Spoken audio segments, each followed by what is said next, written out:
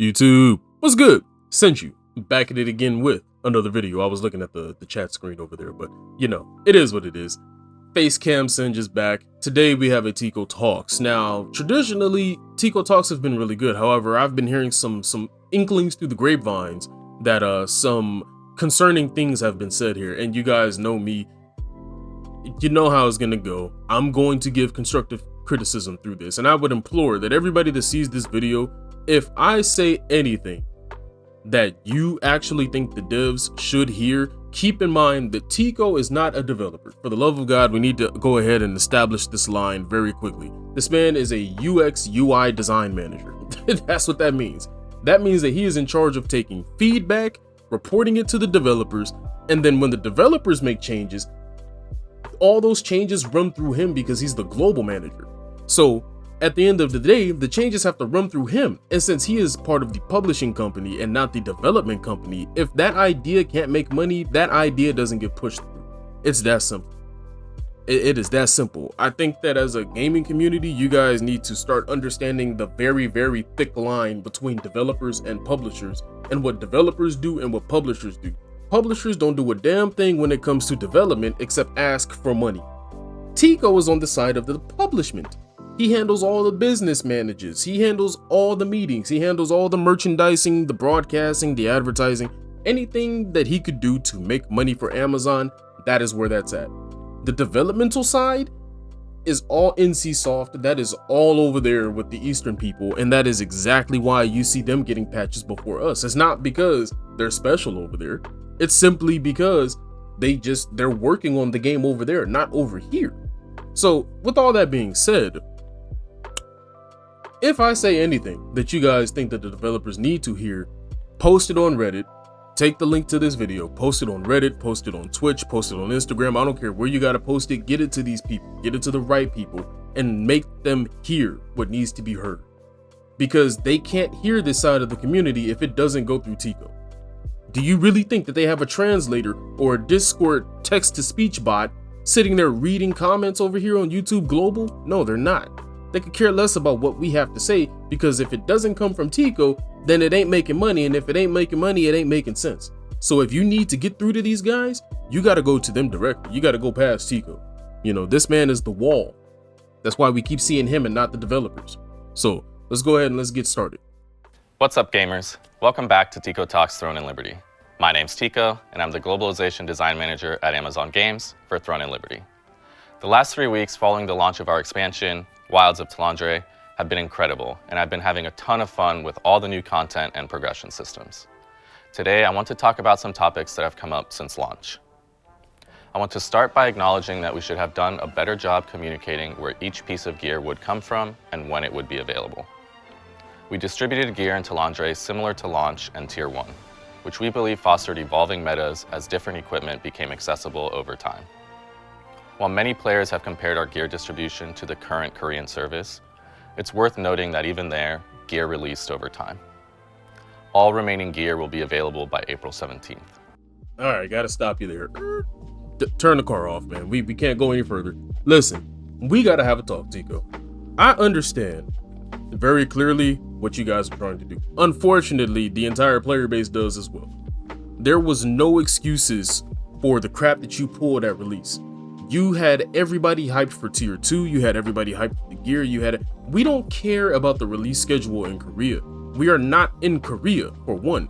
Two, they already had the expansion a year and some change in advance to us. We are in Operation Catch-up, not Operation Copy and Paste. When we are in Operation Catch-up, you need to catch people up.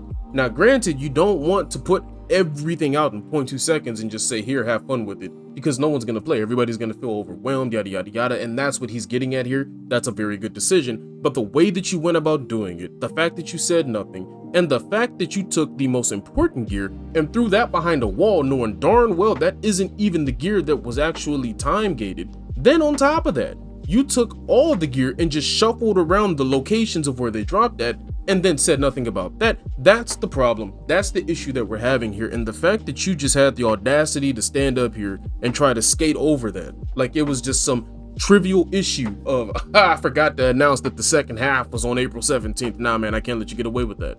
It's very simple.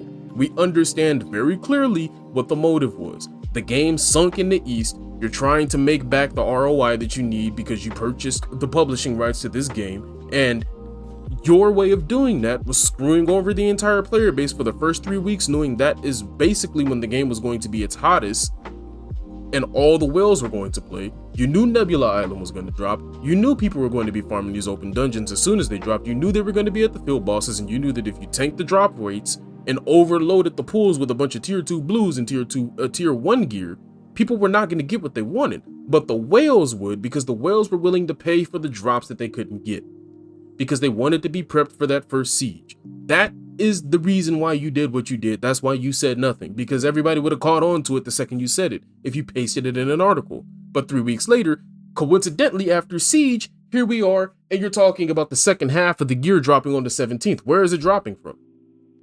Because the Arc boss drops this week. So the only explanation is that you're going to have a second update with a whole bunch of new systems that are probably supposed to be dropping in March that I haven't even heard of yet, that I'm expecting to be dropping in March. And then you're going to overload the previous places that we've already grinded with the new gear. Dude, no, that's not how you do that, man. I would have much rather you take a subscription model to the game and make us pay for yearly expansions than pull the crap that you're pulling right now. Trying to nickel and dime people for loot? Nah, come on, man. Let's go.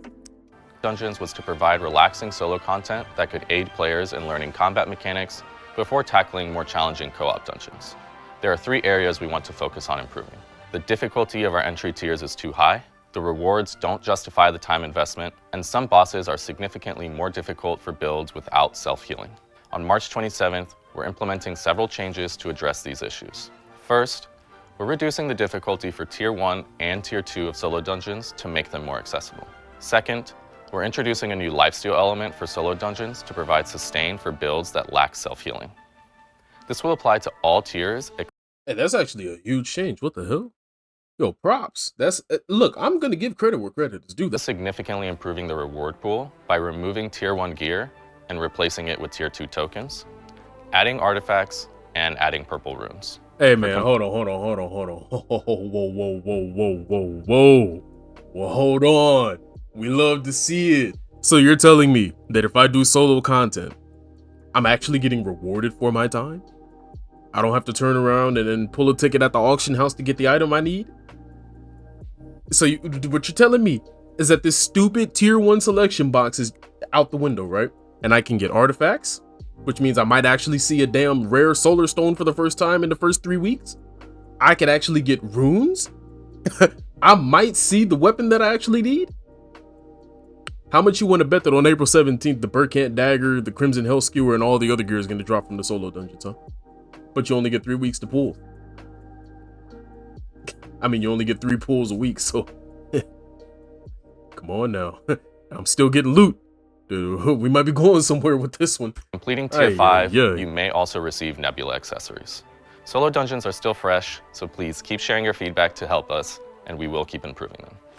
We've received lots of positive feedback about the new field boss modes, but are making changes to improve boss kill rates. Hold up. I actually got to really give them credit for this, because the new field boss modes, look, I put that idea out like 2 months ago.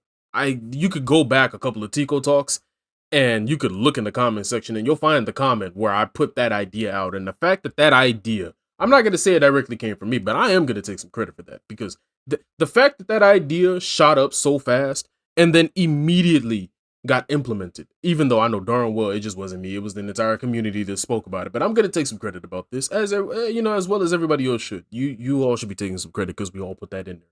But it is so nice to be able to just go to a field boss and just say, I have an equal chance at getting loot here because I'm actually able to do damage.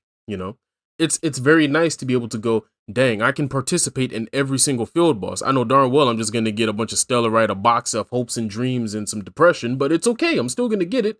And for me, I did get something a little while ago, extremely premium drop. I made like 11k Lucent, spent it, but I made it. I splurged a little bit, but that's okay. That's what you're supposed to do. Got to keep the cycle going, man. Somebody else got loosened, so now they got some items they could buy off of me. It's okay, you know. We love to see it. Good job.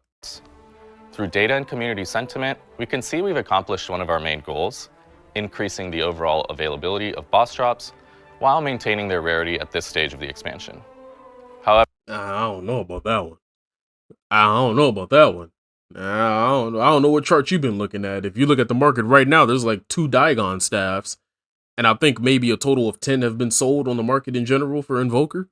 And then if you look at the daggers for the Leviathan daggers, which are daggers that I actually need for a separate build that I'm working on, you don't see those. We ran 7 bosses and not a single one dropped for the guild. Like the drop rates are abysmal, man. Look, if you really want to fix the PvE side of Throne and Liberty and you want people to enjoy what they're doing, increase the drop rates on tier 2 gear. All the drop rates when doing and completing tier 2 content should be equal or higher. No, should be higher, drastically higher than tier 1 gear and tier 2 gear. The only blues that I should be getting are tier 2 blues. The only purples I should be getting are tier 2 purples at the high end of content. When you're doing like low end stuff, okay, it's cool to mix and all of that stuff. But the majority of the time, I should be getting tier 2 items. I'm in tier 2 content. This is not tier 1 land. We are not at the bottom of the map anymore where the content is irrelevant. No one's running a dentist anymore. No one's running around looking for Nirma drops. We are in tier 2 content. We should be getting tier 2 gear. It's not rocket science. However, we've noticed many instances where bosses aren't being defeated due to their high HP and the challenge of fighting the boss while engaging in PvP. On March 13th, we introduced a temporary 30% HP reduction to field bosses. On March 27th, we'll revert that, but we'll introduce a new feature that applies a debuff to gradually reduce the boss's HP. This debuff will start 20 minutes into the fight and continue until the boss reaches 10% HP. When Trait Resonance arrives, it will come with some important player-friendly changes. Trait Resonance adds an extra trait to your gear. That trait has no leveling requirement, but it unlocks differently. You'll need to complete a piece of gear's other traits first, then unlock it with a new item called Trait Resonance Stones. So in English, for those of you who do not like publisher translations, what he basically just said was, no more RNG tied to trait resonance unlocking. However, you will need to fully trait a piece of gear through purchasing it through the auction house, because you know damn well you're not getting duplicates of gear that you need from the current drop rates. So basically, in English, we need you to go to the 99-cent store and buy up everything in one aisle. Then once you're done doing that, we'll hand you a coupon to unlock a new trait, which you can then go ahead and use to get the item in the back for 40% off. That's what he's saying. This feature matters because as we fine-tune Tier 2, these traits will tie into balance. Although originally planned for March 27th, we've decided to delay the introduction of this system. With the existing progression systems already being worked through, we don't want to overburden players with another one at this time. Listen, I know this video is going to be a long one. We got to talk about this though. This has become a glaring issue, man. This guy, my man TICO here, as much as I love to sit there and give you your props, your flowers, and your W's, we got to stop with this progression. Your idea of progression is gatekeeping content, delaying content, and making it harder for the standard player base to get content done. Then you turn around and make quality of life changes to a problem that you created. We wouldn't have this problem with progression, and we could have trait resonance tomorrow if you didn't screw up the drop tables. We wouldn't have an issue with whales being so prevalent if you just allowed the gear to drop the way that it should be dropping in an MMO. We wouldn't have an issue with whales in an auction house if we didn't have an auction house in the first place, and instead you went with a subscription model and just did a yearly expansion. Ding ding, is the light bulb here? Can we get some common sense here, please? It's not rocket science. Why are publishers so intent on destroying games just so they can make a quick buck? Why? We expect Trait Resonance to arrive in late April with 2 significant changes. First, players can immediately select their preferred trait instead of doing a random roll. Second, we're substantially reducing the cost of unlocking your Trait Resonance. Hey, while you're at it, substantially reduce that ridiculous cost on getting syncs unlocked. Do you really expect people to get 500 growth stones per class or per item? It's hard enough to get the first 150. And you don't make it easy to even get the weapons leveled up or unlocked because you cut the damn ore generation in half on contracts. They don't drop frequently on items or bosses or enemies that you could farm inside of a business. Like, you're doing this on purpose and we can see it. Every single way that you could look to slow progression for the standard player so that the whales can pay for it is every move that you've made. It's blatant, clear as day. And you wonder why everybody's leaving the game. Like, just look, for once, listen to the guy raging, because the guy raging is the one making the most common sense here. Buff the drop rates, create a PvP only zone with no ridiculous time limit, give us actual PvP loot, increase the drop rates in dungeons, get rid, for the love of God, get rid of a lot of the unnecessary currencies in the game, and for the last but not least, reduce the cost on unlocking sync slots so that we can actually make gear that we want accessible. It's that simple. And if you want to throw a giant cherry on top and you really want to boost the popularity of this title, get rid of the auction house so that people don't feel deflated when they finally get an item just to find out that the whale paid for everything. Create a subscription-based model and make us pay for the yearly expansion. That's all you got to do. That's it. That's all you got to do. There's something thrilling about farming in Nebula Island with the constant risk of PvP. Our primary goal for Nebula Island is to foster engaging party versus party battles, while keeping guild versus guild gameplay more focused on the bosses within the zone. However, since players can keep recharging their time, larger guilds and alliances can maintain a constant presence, preventing meaningful competition for smaller groups. On March 27th, we're making adjustments to Nebula charge stones.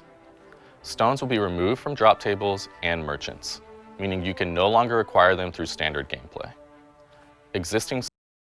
You just buff the whales again, man. I know that seems like it's a very aggressive take. You know, you didn't give time to think. No, I thought about it very quickly in 0.2 seconds, if I might add.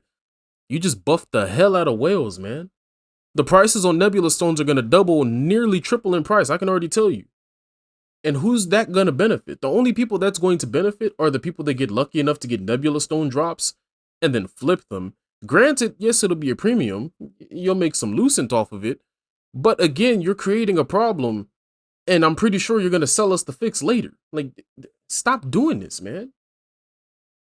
If you really wanted to fix GVGs running over people in Nebula Island, then you just take the complete ability to run a party higher than 6 outside of Nebula Island.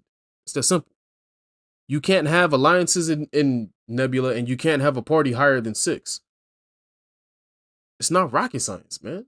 Like, it's 2 simple fixes. No alliances and no parties higher than 6. Which means if you're farming with your guild, you can farm in the Vanguard because you're all in separate parties, but you can't have an alliance running around trying to camp an entire boss with you. And you put the same limits on the entire island. It's just simple. No parties higher than 6, which obviously that's very good. No alliances. And you put a cap. Just put a cap on it. Put a cap. Look, make multiple instances on Nebula Island and you put a cap on it. Once that instance has been filled, you get placed into another instance and make it available for players to be able to travel to other players in the instance in case they want to be with their friends. But once that Nebula Island instance is filled, that's it. That way it's enjoyable for everybody and you increase the drop rates. Again, I don't know how we do. You might as well just put me on the team at this point because I'm the only one thinking straight. Stones will remain tradable, but once that supply runs out, you won't be able to acquire more. We will continue to provide recharge stones through other avenues such as the Battle Pass, but those will not be tradable. I mean, it's a W that they won't be tradable. I'm sorry that I have to keep stopping, but I mean, you're making it very easy for me to criticize you here, man. Like, I thoroughly enjoyed the game and I really want to have a plentiful partnership with Amazon here. Although I'm pretty sure I'm just a blip on the ant on their radar here, but still, I'm not looking to burn any bridges that I could potentially build, but I'm not going to sit over here and sugarcoat it for you either. I'm not just going to tell you everything you want to hear and tell you that it's all rainbows and daisies out here, because it's not. I'm enjoying the game because I enjoy the combat. I enjoy the world. I enjoy what they have going on. But when it comes to progression, when it comes to making the game more accessible for newer players, when it comes to having a meaningful end game, when it comes to having actual PvP that's rewarding, when it comes to balance, I'm going to be the one to tell you, you're not cooking. In fact, I don't know who let you in the kitchen. I need you to turn the stove off and go sit down somewhere. Let somebody else cook. This is not the move, man. You remove the Nebula stones so the players that are getting screwed over can't actually charge their stones anymore. Then to make matters worse, the only way that you can get them is by random drops on the island, which you have to be on the island for. So if you're getting screwed, you can't get the drops. And then the battle pass is the only other way. But they're not tradable, which makes the ones that are tradable go up in such a dramatic price that people aren't even going to want to pay for them anymore. By limiting the amount of time players can spend in Nebula Island, we'll increase opportunities for more players to experience this content. We'll evaluate if this approach meets our intended goal and may consider bringing tradable stones back, but with weekly consumption limits if appropriate. Let's talk about Deadly Marker. Here's what he really said. We'll evaluate and see if this change meets our expected ROI threshold, and if we don't receive a lot of money, then we might bring the tradable stones back. The expected result is about 200K per month on stones. That's what we're looking for. However, if we don't see whales buying a lot of Lucent to buy the increased premium price of Nebula stones to receive Nebula accessories, and then buying a lot of Lucent to buy the accessories, then we might bring the tradable stones back and let the common folk trade it around so we can receive some more money. That's what that really was. A skill from Longbow that reduces cooldowns for the entire group. The ability to stack this skill has created a situation where parties feel multiple longbows are mandatory for optimal performance, which isn't the team composition diversity we want to encourage. On March 27th, we will apply a change that limits Deadly Marker to a single stack per enemy at any given time. We will also provide buffs in PvE to Zephyr's Knock, Decisive Sniping, Strafing, and Brutal Arrow. We believe this will give players more freedom when building team compositions for PvE group content, while still keeping Longbow as a worthy addition to any team. Thanks so much for your continued support. Every day, you help us improve Throne and Liberty. If you haven't already, please fill out our player survey, which is currently live. You can access it directly from the Silesian Bulletin in-game. And now for our community question. What upcoming season or event would you most like to see make its way into Silesium as a limited time event? I'll tell you right now, we need an event that gives y'all some common sense. No, I'm kidding. We need an event that increases the amount of growth stones that you can get. Because right now, I know that they like to say that it's premium drop rate to get items and whatnot. No, the premium drop right now is the darn growth stones. The crap you can't even pay for unless you're going through the Ornate coin store. It is so difficult to get growth stones that it's not even funny, man. I can't level my gear. Like, even if you've been playing from day one, you're going to level a couple of pieces of gear for tier 2 and just be out. You're just out. You can't do anything about it. It takes you 5 weeks to get like 14 growth stones at this point. Not literally, but it's bad, man. Growth stones should be dropping like candy, especially if you're meant to level your gear and then have 500 per slot when you decide to put up a second item in the sync slot. They want you to have 650 growth stones in total for the first slot and the second slot. That's per item. There is no possible way you're going to have that many growth stones. I don't care how long you grind. The only way that happens is if you buy Lucent and you buy the rubrics from the store so you can turn around and make the growth stones. That's the only way that works. If you look, every single thing in the game has a problem that's been created with a solution being sold through Lucent. We got to get on them about this, man. We can't let them get away with this. Because if we do, the game's going to die before we even get to the second half at April 17th. And I don't want that for anybody. I don't. I genuinely want the game to survive. But in this current state, with Amazon having their grubby paws all over everything, it's not looking good. It is not looking good. I can see why people were complaining about this talk. I can. And I'm sorry that I, yapped for nearly 30 minutes, but some things got to get out, man. Some things got to be said. It's not meant to be a negative video. But when I hear stuff like this, and I'm essentially speaking for a part of the community here that I play with every day, you can't tell me that these aren't issues that we haven't been experiencing, because they are issues that we have been experiencing. And it feels like they're falling on deaf ears because, again, if it ain't making money, it's not making sense. That cannot be the mythology or the ideology that you have moving forward when you're developing titles. But again, we're speaking to a publisher. We're not speaking directly to the devs because the devs use the publisher as a wall because we're considered the business side when we're the ones who pay their bills. Ain't that funny how that works? We pay your bills, but we're the ones getting punished. Crazy, right? Anyway, there are a lot of W changes here. There are. But there's a lot of changes that shouldn't even have had to been changes because the problem shouldn't have been there in the first place. TICO, my man, you always do a good job at speaking. You always do a good job at making sure we are well aware on content and updates. And I'm proud of you for standing up here and having the gall to say half of the crap you just did. But I'm going to tell you like it is.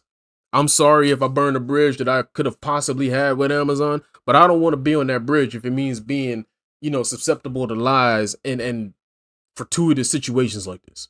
So without further ado, hopefully you guys enjoy the video. Make sure you guys leave a like, sub, and comment about how you feel about this video. If I yapped for too long, I apologize. Normally I won't do that, but this time it had to be done. It had to be done. You got to talk.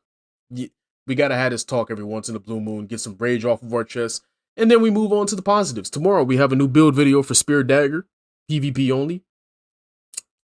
And then after that, we're probably going to go with some great swords, some wands, looking at some other stuff. Until then, I'll catch you guys in the next one. Take it easy.